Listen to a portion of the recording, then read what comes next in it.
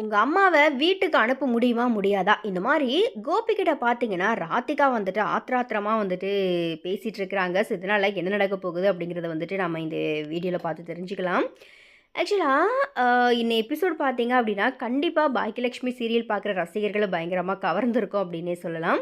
ராதிகா கீழே விழுந்து அவங்களுடைய கரு கலைந்துள்ள நிலையில் ஈஸ்வரி தான் ராதிகாவை பிடிச்சி கீழே தள்ளிட்டாங்க அப்படிங்கிற மாதிரியா கமலாவும் ராதிகாவும் தொடர்ந்து கோபி கிட்ட குற்றம் சாட்டிக்கிட்டே இருக்கிறாங்க.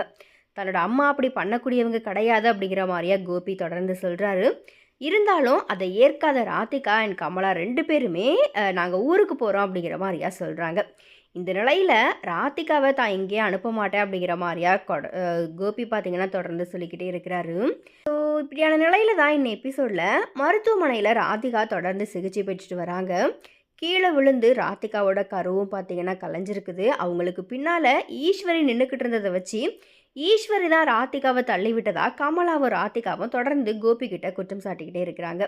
இதை கோபியால் ஏற்றுக்கவே முடியல. தன்னோட அம்மா இப்படியெல்லாம் நடந்துக்கிறவங்க கிடையாது அப்படிங்கிற மாதிரியா தொடர்ந்து கோபி சொல்லிட்டு வராரு. நிலையில தான் ஹாஸ்பிட்டலில் ராதிகாவை பார்க்க வந்த ஈஸ்வரியை ராதிகா அண்ட் கமலா 2 பேருமே திட்டி வெளியவும் அனுப்புகிறாங்க. ஈஸ்வரி தான் இந்த கரு கலைஞ்சதுக்கு காரணம் அப்படிங்கிற மாதிரியா அவங்க 2 பேருமே திட்டினதை கோபி வேடிக்கை பார்த்துக்கிட்டு நிற்கிறாரு. எதுவுமே பேசாமல் அவரால் ராதிகாவை எதிர்த்து எதுவுமே பேச முடியல. இடையில தான் வெளியில் வர ஈஸ்வரி தான் அப்படியெல்லாம் பண்ணலை அப்படிங்கிற மாதிரியாவும் அவங்க சொன்னதை கேட்டு நீ எப்படி அமைதியாக நின்றுட்டியே அப்படிங்கிற மாதிரியா கோபிக்கிட்ட பார்த்தீங்கன்னா ஈஸ்வரி கண்ணீரோட கேட்குறாங்க.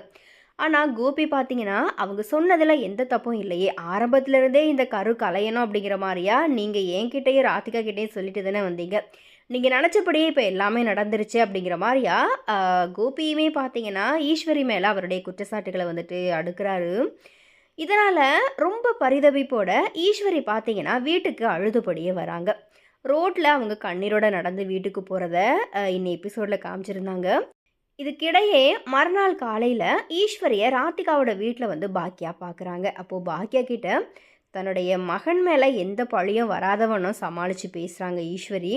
நீங்கள் ஏன் ஃபோனில் அழுதிங்க அப்படிங்கிற மாதிரியா பாக்கியா கேட்க, அந்த குழந்தை வேண்டாம் அப்படிங்கிற மாதிரியா நான் சொன்னது உண்மைதான், ஆனால் இப்படி ஆகும் அப்படிங்கிற மாதிரியா நான் நினைக்கவே இல்லை அப்படிங்கிற மாதிரியா ஈஸ்வரி பார்த்தீங்கன்னா அழுதுபடியே சொல்கிறாங்க. இதை தொடர்ந்து ஈஸ்வரியை தன் கூட வீட்டுக்கு வரும்படியாக தொடர்ந்து பாக்கியா சொல்லிட்டு வர நிலையிலையும் ஈஸ்வரி அதை கேட்காம ராதிகாவோட வீட்டிலையே இருக்கிறாங்க. இந்த நிலையில தான் ஹாஸ்பிட்டலில் ராதிகாவை டிஸ்சார்ஜ் பண்ணுறாங்க. அவங்களுடைய திங்ஸ் எல்லாத்தையுமே எடுத்துக்கிட்டு கமலாவும் வீட்டுக்கு வராங்க. இந்த நிலையில தான் அங்கே வர்ற கோபிக்கிட்ட ராதிகா நான் அந்த வீட்டுக்கு வரப்போகிறது கிடையாது அப்படிங்கிற மாதிரியாவும் ஊருக்கு அம்மாவோடையே போகிறேன் அப்படிங்கிற மாதிரியா சொல்கிறாங்க. தொடர்ந்து இங்கே வர்றதா எனக்கு எண்ணமே இல்லை அப்படிங்கிற மாதிரியாவும் சொல்கிறாங்க. இதனால் அதிர்ச்சி ஆகிற கோபி நான் ராதிகாவை எங்கேயும் அனுப்ப போகிறது கிடையாது அப்படிங்கிற மாதிரியா சொல்கிறாரு. இதை தொடர்ந்து குறுக்க பேசுகிற கமலா ராதிகா இங்கேயே இருக்கணும் அப்படின்னா ஒரு நிபந்தனை அப்படிங்கிற மாதிரியா சொல்கிறாங்க. அதாவது ஈஸ்வரி அந்த வீட்டை விட்டு வெளியேறினா மட்டும்தான் ராதிகா அந்த வீட்டுக்கு வருவா அப்படிங்கிற மாதிரியா கமலா சொல்லிடுறாங்க. இதனால் அதிர்ச்சி அடைகிற கோபி தன்னை நம்பி அந்த வீட்டுக்கு வந்த ஈஸ்வரியை எப்படி திருப்பி அனுப்ப முடியும் அப்படிங்கிற மாதிரியாவும் கேள்வி எழுப்புறாரு.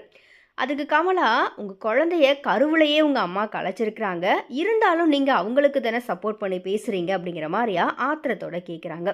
ராதிகாவுமே பார்த்தீங்கன்னா உங்கள் அம்மாவை வீட்டை விட்டு அனுப்ப முடியுமா முடியாதா அப்படிங்கிற மாதிரியா கண்டிப்போட கோபி கிட்ட வந்துட்டு கேட்குறாங்க.